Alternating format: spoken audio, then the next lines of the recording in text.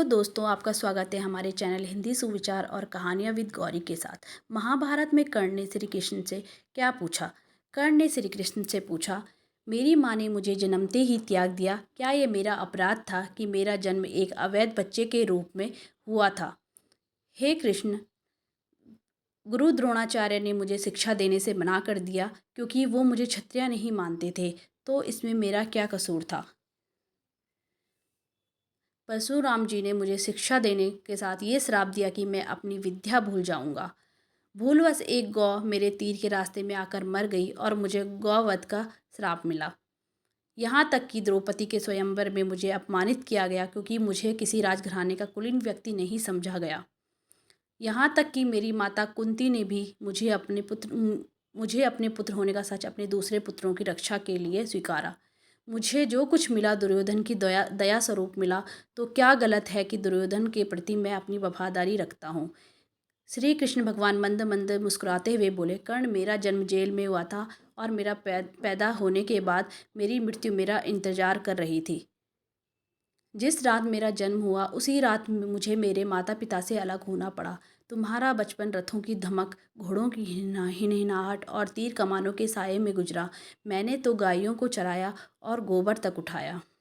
हे कर्ण, जब मैं चल नहीं पाता था तो मेरे ऊपर प्राणघातक हमले हुए। कोई सेना नहीं थी, कोई शिक्षा नहीं थी, कोई गुरुकुल नहीं था, कोई महल तक नहीं था। मेरे मामा ने ही मुझे अपना सबसे बड़ा शत्रु समझ लिया था। हे कर्ण, जब तुम सब अपनी वीरता के लिए अपने गुरु व समाज से प्रशंसा पाते थे, उस समय मेरे पास शिक्षा भी नहीं थी।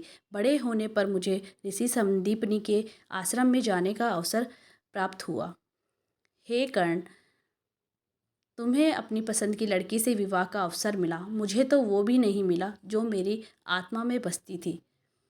मुझे बहुत से विवाह राजनीतिक कारणों से और उन स्त्रियों से करने पड़े जिन्हें मैंने राक्षसों से छुड़ाया था। जरासंध के प्रकोप के कारण मुझे अपने परिवार को यमुना से दूर जाकर सुदूर प्रांत में समुद्र के किनारे बसाना पड़ा और दुनिया ने मुझे कायर कहा। यदि दुर्योधन युद्ध में जीत जाता तो विजय का श्रेय तुम्हें भी मिलता, लेकिन धर्मराज ने युद्ध जीतने का श्रेय अर्जुन को मिला। मुझे कौरवों ने अपनी हार का उत्तरदायी समझा। हे कर्ण, किसी का भी जीवन चुनौतियों से रहित नहीं है। सबके जीवन में कुछ कुछ ठीक नहीं होता। कुछ कमियां अगर दुर्योधन में थी या युधिष्ठिर में भी थी। सत्य क्या है, उचित क्या है, ये हम अपनी आत्मा के आवाज़ से स्वयं निर्धारित करते हैं। हे कर्ण,